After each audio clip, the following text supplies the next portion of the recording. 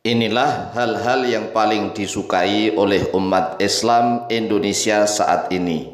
Alhamdulillah, umat Islam Indonesia saat ini sudah menyukai hal-hal yang positif. Yang pertama, menyukai zikir dan doa. Yang kedua, menyukai pembagian waktu secara adil. Karena adil adalah meletakkan segala sesuatu sesuai dengan tempatnya. Lawannya adil adalah dolim. Dolim meletakkan segala sesuatu tidak pada tempatnya.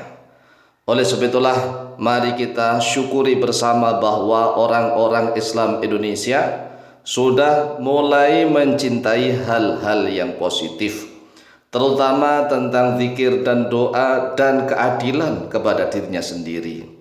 Karena jika manusia tidak bisa berbuat adil kepada dirinya sendiri, berarti manusia itu dolim pada dirinya sendiri. Dolim meletakkan segala sesuatu yang tidak pada tempatnya. Misalnya, meletakkan sandal di kepala atau meletakkan kopiah di kaki. Ini kan terbalik-balik. Inilah yang harus kita syukuri. Orang-orang Islam Indonesia terutama saat ini sudah mulai mencintai keadilan. Mencintai keadilan, terutama keadilan terhadap dirinya sendiri. Orang Islam Indonesia saat ini sudah mulai memberikan makan kepada rohnya, bukan hanya kepada jasadnya doang. Makanan kepada rohani sangat penting, karena rohani apabila tidak diberikan asupan makanan, maka roh nanti setelah terpisah dari jasad, roh akan protes, menangis, akan berteriak ingin kembali ke duniawi. Oleh sebab itulah, orang Islam Indonesia saat ini sudah mulai paham tentang memberikan makanan rohani, bukan hanya makanan jasmani. Kalau makanan jasmani sejak dari dulu sudah paham. Makanan jasmani itu ada nasi, ada roti, ada buah-buahan, ada ikan, telur, dan seterusnya. Sedangkan makanan rohani adalah zikir dan doa serta ibadah kepada Allah Jalla Jalaluh. Umat Islam apabila tidak memberikan makanan kepada rohaninya, maka rohani itu akan kelaparan, akan kekeringan, akan menangis, menjerit.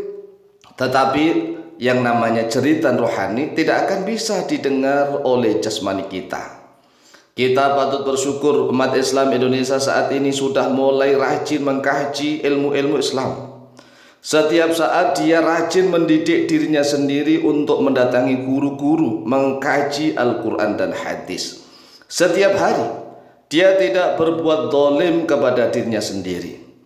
Karena manusia yang sudah pandai mendidik dirinya sendiri agar dia rajin mengkaji ilmu-ilmu Islam, mempelajari Al-Quran dan hadis, maka lama-kelamaan dia akan mengenali kepada dirinya sendiri. Jika manusia sudah mengenali dirinya sendiri, maka dia akan mengenali Tuhannya dengan baik.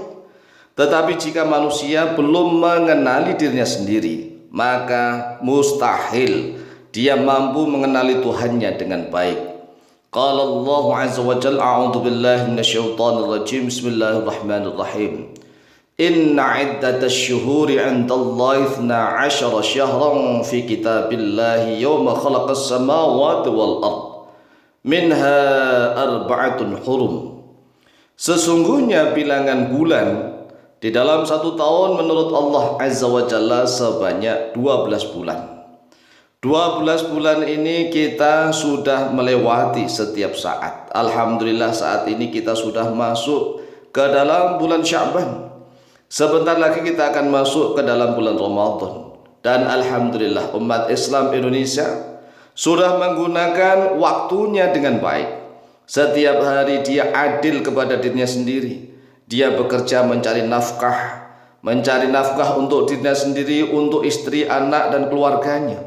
Dan jika dia tidak lupa memberikan nafkah kepada rohaninya sendiri, yaitu senantiasa mengkaji ilmu-ilmunya Allah, mengkaji Al-Quran dan hadis, mengkaji ilmu fikih, ilmu tauhid, ilmu tasawuf, dan seterusnya.